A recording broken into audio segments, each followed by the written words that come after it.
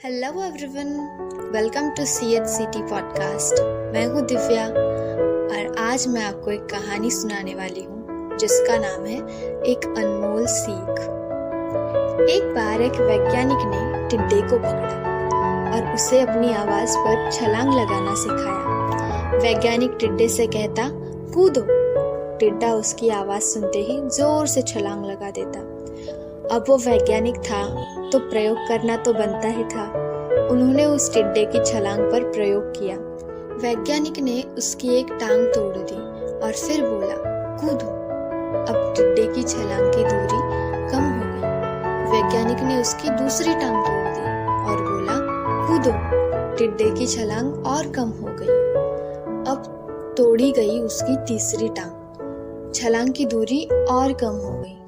एक एक करके बेचारे टिड्डे की सारी टांगे तोड़ दी गई। अब आखिरी टांग टूटने पर जब उससे कहा गया कूदो, तो वह हिल भी नहीं पाया।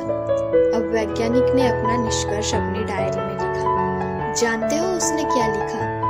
जब टिड्डे की एक टांग तोड़ी गई तब वो थोड़ा बहरा हो गया। जब उसकी दूसरी टांग तोड़ी गई तब वो और बहरा हो गया।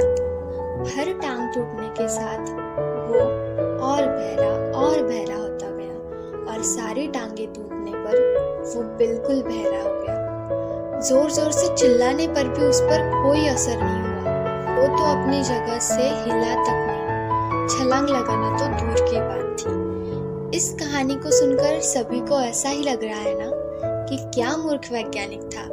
इतनी सीधी सी बात उसे समझ नहीं आई।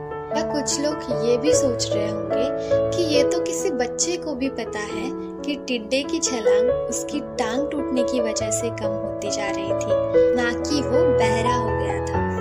पर दोस्तों, हम सभी जीवन में कई बार ऐसे ही मूर्ख बन जाते हैं। कई बार जीवन में दो घटनाएं एक साथ ऐसे घटती है कि उनका एक दूसरे से कोई संबंध नहीं होता, फिर भी ऐसा लगता है गहरा संबंध है। कभी कभी दिखता कुछ और है, हमें समझ कुछ और आता है और वास्तव में होता कुछ और है। इसीलिए अगर पछताना नहीं है तो जीवन में जल्दबाजी में कोई निर्णय ना ले। हमेशा समझ बूझ का इस्तेमाल करें, सावधानी बरतें, नतीजे सोच विचार कर ही निकालें।